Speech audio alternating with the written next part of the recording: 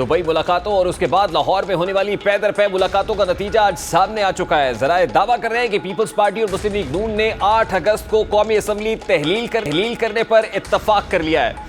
जराए के मुताबिक peoples party ने 8 अगस्त को असम्बली तहलील करने की तजवीज़ दी थी। हुकूमत को कानूनी माहिरीन ने भी 8 अगस्त की तजवीज़ दी है और जराए ये भी दावा करते हैं कि कौमी असम्बली तोड़ने के लिए 9 और 10 अगस्त पर भी गौर किया गया था। कानूनी माहिरीन के मुताबिक असम्बली पर सदरी की मंजूरी ना हो तो फिर असम्बली 48 घंटे बाद तहलील हो जाएगी। मतलब अगर वो अप्रूव नहीं करते हैं एटलीस्ट 48 घंटे का डिले आ सकता है, इसलिए 8 अगस्त की जो तारीख है उस पर इत्तफाक किया गया है।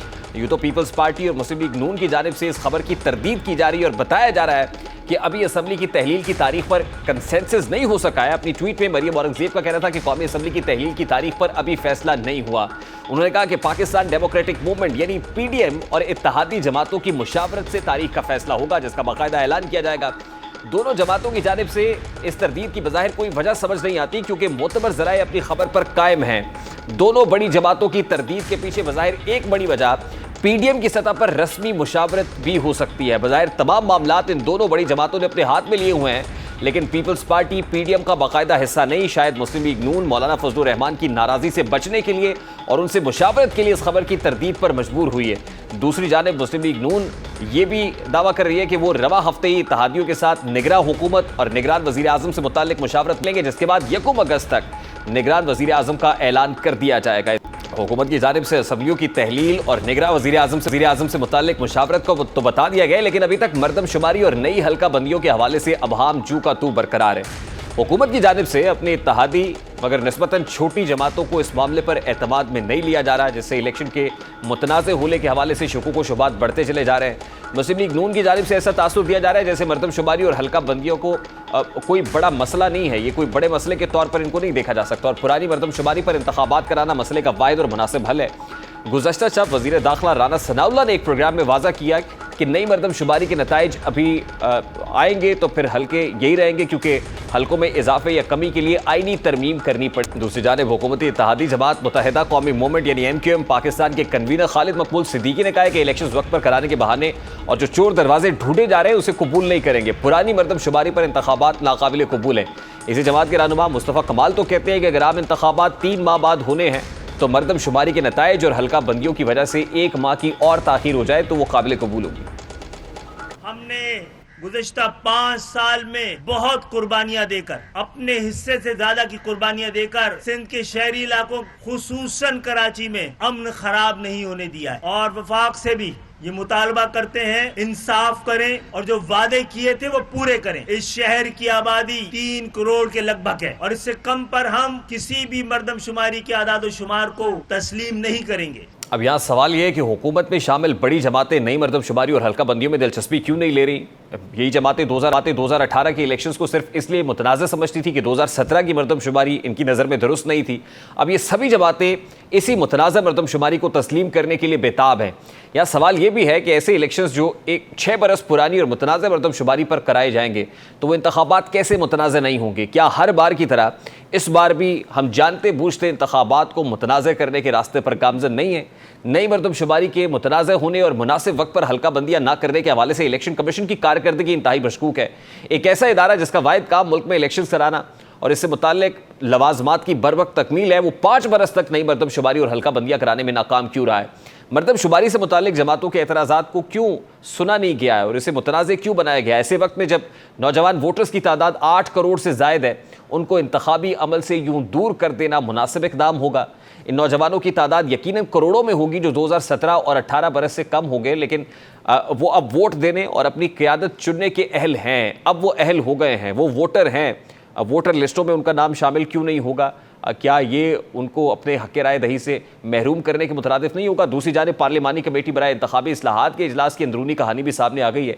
तमाम तरामीम पर सियासी जमातों ने इत्तफाक कर लिया है और ज़राए के मुताबिक कमेटी ने आम इंतखाबात के लिए उम्मीदवारों के लिए नए कागजात नामजदगी मंजूर कर लिए हैं और आम इंतखाबात के लिए कमेटी ने कोड ऑफ कॉन्डक्ट भी मंजूर कर लिया और code of conduct election commission की मुशावरत से तैयार किया गया है। इंतखाबी इस्लाहात से मुतल्लिक़ कानून साजी के लिए सेनेट और असम्बली इजलास आइंदा हफ्ते तलब किए जाएंगे और कमेटी में शामिल तमाम सियासी जमातें इंतखाबी इस्लाहात तरामीम हैं और वज़ारत कानून 2 रोज़ में इंतखाबी इस्लाहात के मुसवदे को हतमी शक्ल देगी। और ज़राए का ये भी कहना है कि इलेक्शन एक्ट 2017 तरमीमी बिल की मंजूरी आइंदा हफ्ते दोनों ऐवानों से ली जाएगी।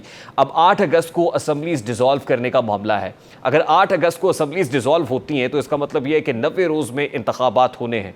बज़ाहिर ये बड़ा खुशाइंद अमर है कि 90 रोज़ में इलेक्शंस करा लिए जाएँ, क्योंकि इस वक्त मुल्क के अंदर जिस गैर यकीनी सूरत हाल का सामना है और जो गू बगू की कैफियत है, उसका वाहिद हल इलेक्शंस ही दिखाई देते हैं, क्योंकि अननेसेसरी डिलेज जो होने थे वो हो गए हैं।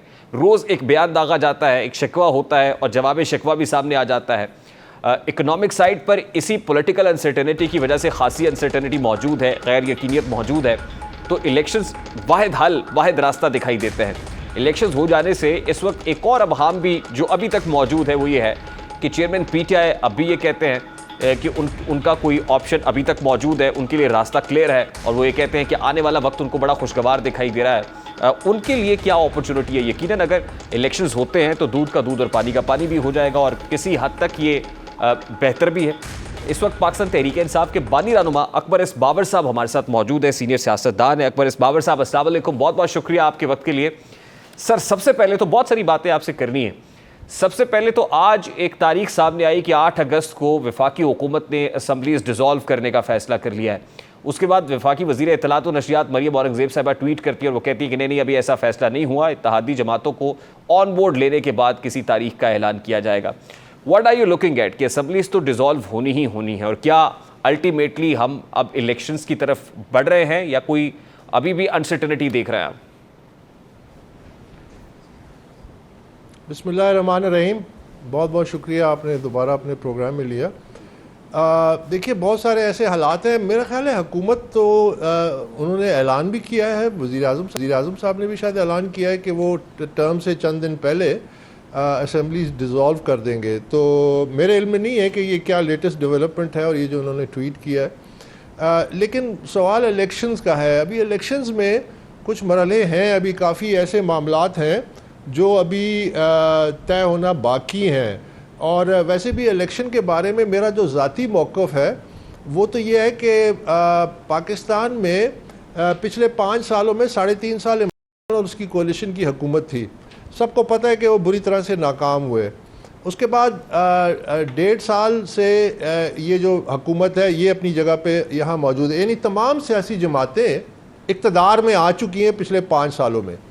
तो जब तक आप इलेक्शन के तकाज़े फंडामेंटल्स को पूरा नहीं करेंगे कि इलेक्शन के ज़रिए एक नई क़यादत सामने आ सके, एक कॉम्पिटेंट क़यादत सामने आ सके जो मेरिट पे हो, जो मुल्क को संभाल सके, क्योंकि दोनों में फ़र्क सिर्फ इतना ही है कि एक जो है वो नाक जो है वो पानी से ज़रा सा ऊपर रखती है, यानी सांस लेने के लिए।